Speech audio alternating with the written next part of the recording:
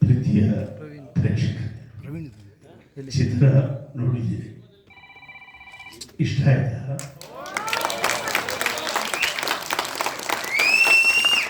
ಈ ಕನ್ನಡಿಗರು ಎಷ್ಟು ಮುಗ್ಧರು ಸರ್. ಈ ಚಿತ್ರದ ಕ್ಲೈಮ್ಯಾಕ್ಸ್ ಇಷ್ಟ ಆಯಿತು ಅಂತ ಚಪ್ಪಾಳೆ ತಟ್ಟಿದ್ದಾರೆ ಪ್ರೇಕ್ಷಕರೇ.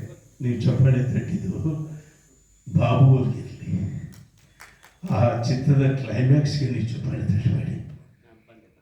ಯಾಕೆಂದರೆ ಇವತ್ತು ಉಕ್ರೇನಲ್ಲಿ, ಗಾಜಾದಲ್ಲಿ, ಹಮಾಸ್ನಲ್ಲಿ ಲಕ್ಷ ಲಕ್ಷ ಜನರನ್ನ ಕೊಲ್ತಾ ಇದ್ದಾರೆ. ಮನುಷ್ಯರನ್ನು ಕೊಲ್ಲೋದು ಹೇಗೆ? ಯುದ್ಧದಿಂದ. ಆ ಯುದ್ಧ ಈ ಜಗತ್ತಿನ ನಾಗರಿಕತೆ, ಈ ಮಾನವ ಸಮಾಜವನ್ನು ನಿರ್ನಾಮ ಮಾಡುತ್ತೆ.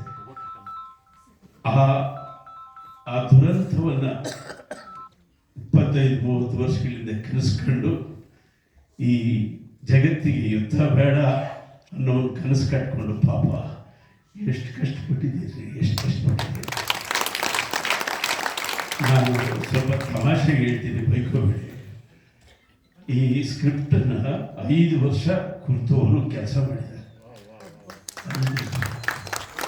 ಅಷ್ಟು ಮಾಡಿ ಆ ಚಿತ್ರ ಮಾಡಿ ಅವರು ದುಡ್ಡನ್ನು ಬೋಳಿಸ್ಕೊಂಡಿದ್ದಾರೆ.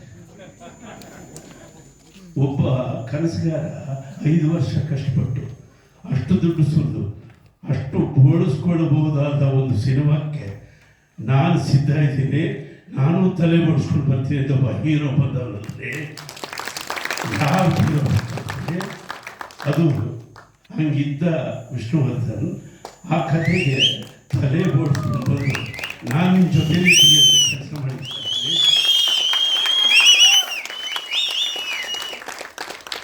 ಇದು ಅಂದರೆ ಕಲೆಗಾಗಿ ಸರ್ವಸ್ವವನ್ನು ತ್ಯಾಗ ಮಾಡುವ ದೊಡ್ಡ ಗುಣ ಅನ್ನೋದು ಇಲ್ಲಿರುತ್ತೆ.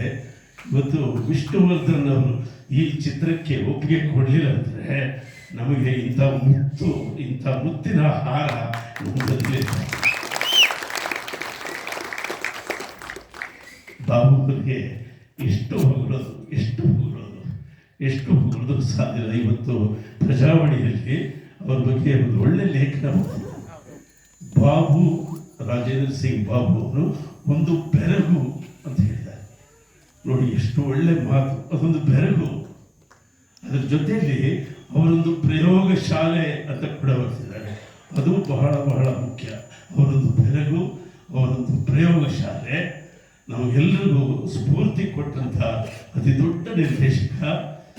ಇವರಿಗೆ ನಿಜವಾಗಿಯೂ ಈ ದೇಶ ಪದ್ಮವಿಭೂಷಣ ಪ್ರಶಸ್ತಿಯನ್ನು ಕೊಡಬೇಕು.